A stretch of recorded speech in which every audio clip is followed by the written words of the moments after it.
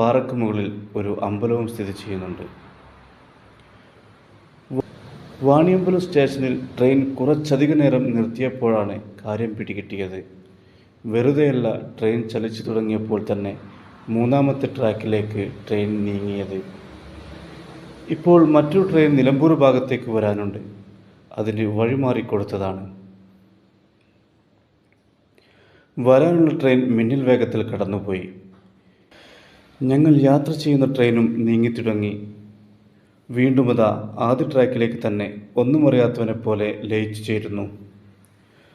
Pattikkad station കഴിഞ്ഞപ്പോൾ വലതുവശത്ത് മനോഹരമായ മലകളും കുന്നുകളും പച്ചവിരിച്ച വയലുകളും തെങ്ങിൻ തോപ്പുകളുമെല്ലാം കാണാനിടയായി.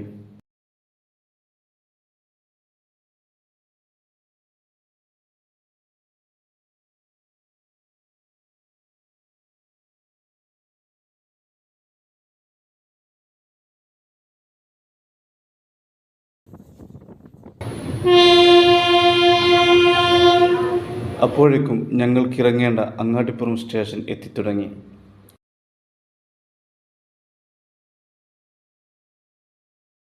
പ്ലാറ്റ്ഫോമിൻ്റെ മേൽക്കൂരയിൽ തട്ടുമോ എന്നും പ്ലാറ്റ്ഫോമിൽ ഉരസുമോ എന്നുമൊക്കെ തോന്നിപ്പോകും. പക്ഷേ ഒന്നും സംഭവിക്കില്ല. എല്ലാം അത്രയും പെർഫെക്റ്റാണ്.